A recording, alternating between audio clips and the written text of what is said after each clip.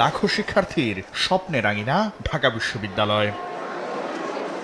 বিশ্ববিদ্যালয়ের কলা, আইন ও সামাজিক বিজ্ঞান ইউনিটের ভর্তি পরীক্ষায় অংশ নিতে শনিবার ক্যাম্পাসে শিক্ষার্থীর ঢল নামে। সঙ্গে আসেন অভিভাবকরাও।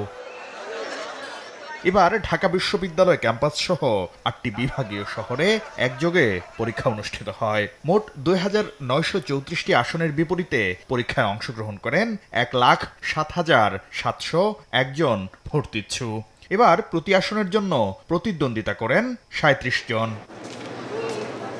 পরীক্ষা শেষে বের হয়ে প্রশ্ন নিয়ে মিশ্র প্রতিক্রিয়া জানান ভর্তিচ্ছুরা। কোয়েশ্চেন মোটামুটি আসছে, বাট আমি বলবো যে রাইটিং সাইডটা একটু বেশি হার্ড করছে আগের তুলনায়। ওভারঅল প্রশ্ন আমার মতে সহজই ছিল।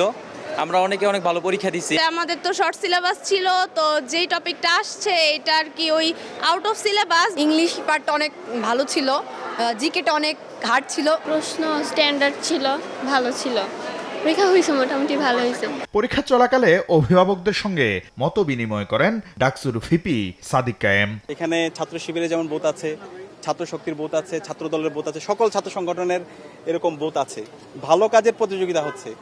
বিগত ফেসিবাদে আমরা দেখতে পেয়েছি শুধুমাত্র একক একটা ছাত্র সংগঠন, ফেসিস ছাত্রলীগ, তারা ছাড়া আর কাউকে কোনো স্পেস দেওয়া হয়নি। আর সামাজিক বিজ্ঞান অনুষদ কেন্দ্র পরিদর্শনে আসেন উপাচার্য ও প্রক্টর। পরে সাংবাদিকদের প্রশ্নের জবাবে উপাচার্য বলেন, কঠোর মনিটরিং এর ফলে কোনো ধরনের অনাকাঙ্ক্ষিত ঘটনা ছাড়াই পরীক্ষা অনুষ্ঠিত হয়েছে।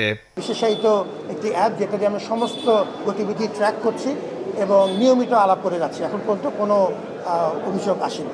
আগামী ২০ ডিসেম্বর বিজ্ঞান ইউনিটের ভর্তি পরীক্ষা অনুষ্ঠিত হবে। শাকির আহমেদ, সময় সংবাদ, ঢাকা। মা, পিম্পল ৫ দিনেই চলে যাবে। যাবে না মা।